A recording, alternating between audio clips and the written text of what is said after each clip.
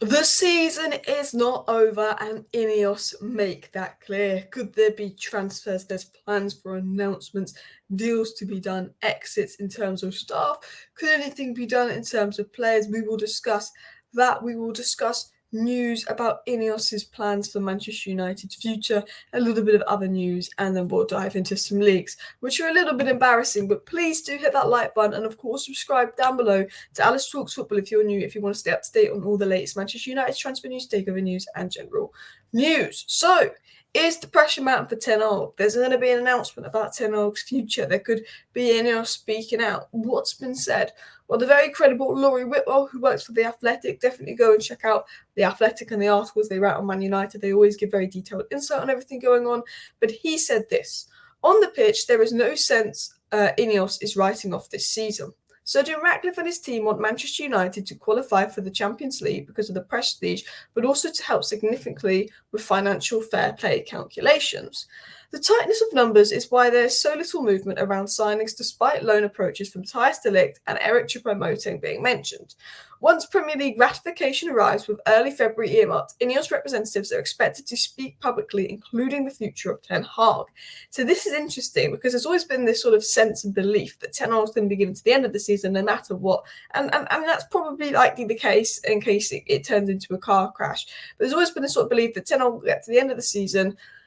No matter what, INEOS are going to focus on the director of football, the recruitment roles, overseeing the board, overseeing the people above Ten Hag, and hopefully getting out the players that will throw the next few managers under the bus before they sack the manager.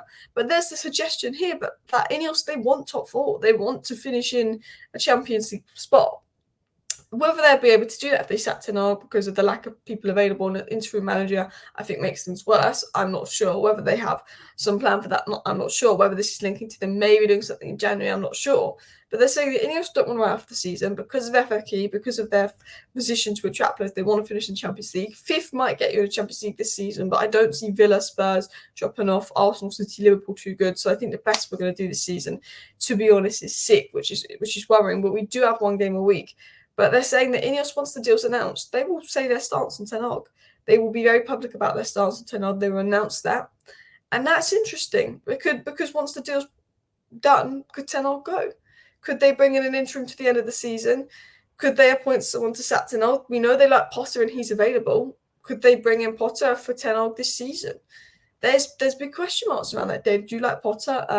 Omar Brad is coming in. He's a big fan of De Zerbi. But then you also got to remember that Man City 2 years ago were looking into Ten Hag and they were a big fan of Ten Hag. So there's lots of things to look at. The interesting thing is he said that probably not much is going to happen in January, but they looked at loan approaches for De Ligt and Moting. I just don't think we need De Ligt on loan with Martinez back from injury, Varane back from injury. He'll probably get injured again, to be honest.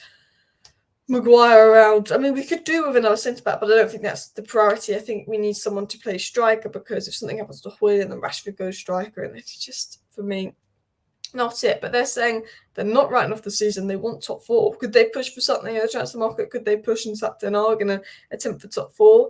I mean, what I ultimately think is Ten Hag's going to be given to the end of the season, but I think if it's a complete car crash, he'll go. It'll be interesting to see what they say publicly about him once the deal is announced. But a lot of people have been leaving United. We know that Richard Arnold left very early on. There's an expectation that John Murtough will leave. It was also said yesterday that Manchester United's negotiation manager, Sam Barnett, has left the club after 7 years, 3 of which he spent in that role.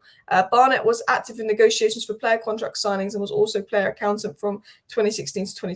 So probably another person that needed to go, someone that came in on the accounting side of things and then went more into the negotiations on the football side of things. But he was focused more with the women's team and the youth team. I don't know much about him. I know about Richard Arnold. I know about John Murtough. I know about Wood, I know about Judge. I don't really know about this guy because he wasn't really very much involved in making deals with the men's team and the first team. And to be honest, I don't think he's really anything to do with the mess at the top of the club. That ultimately comes down to the Glazers and those at the very top. He was more focused on the youth, which has been very good and very successful, and the women's side of things. But he has left the club. And again, I mean, that's a statement and a message of he's probably left because INEOS will come in. Even though this guy wasn't anywhere in the loop in terms of the big mess involved at United, he wasn't really near the men's team.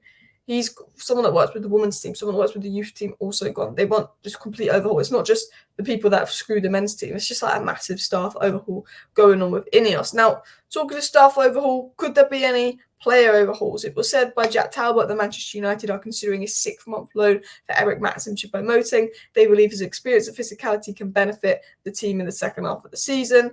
We'll have to wait and see. We know that Manchester United don't actually do anything in the January window until January 29th when they decide to wake up and remember it's the January window, and then they've only got 2 days to do things. So we'll have to wait and see. January 29th, January 30th, January 31st, maybe they'll do something, but they won't do anything the first 4 weeks of the January window. You've got to remember that. They only do things in the final 3 days.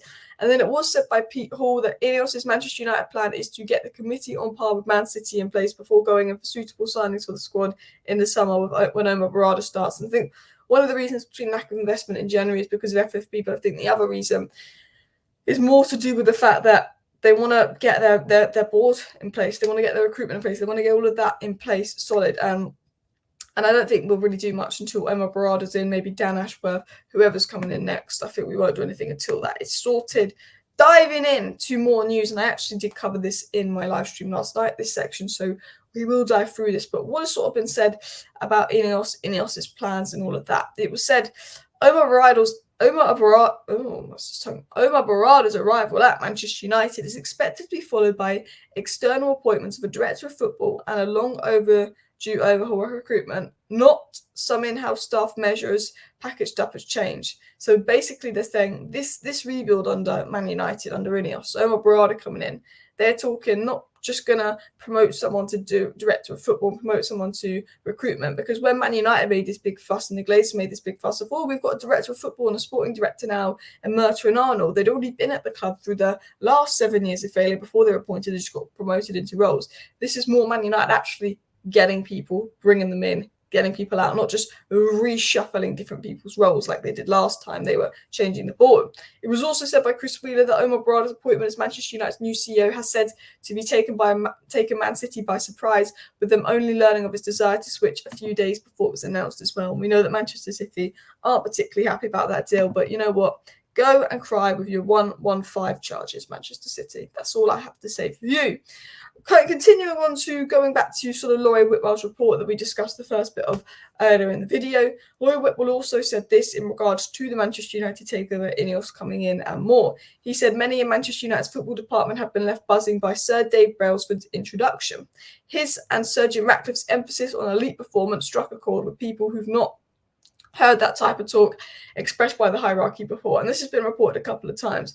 It's basically been said multiple times that the fact that Jim Ratcliffe and Dave Brailsford came in and they kept saying, we're here to address the performance gap, we're here to prioritise success on the pitch, not take out money, we're here to focus on the football side, get us back, where we're at, it's not good enough on the football side, has very much created a positive environment within staff, which is good because I think the negative environment and the lack of ambition created by the Glazers creates that negative environment that just creeps down the club. I think one of the reasons there's such a negative environment in the squad and around the dressing room just comes from the mismanagement at the top, and I think if you can sort that out, that really helps. It was also said that Sir Dave Brailsford's next task at United is to hire a sporting director and head of recruitment to work under Omar Barada, so I'd expect some insight on Paul Mitchell, Dan Ashworth, and maybe some surprise names coming in as well to advance. And then going into our final story, and I covered this again in yesterday's live stream, but it was just this leak, I just think it's ridiculous.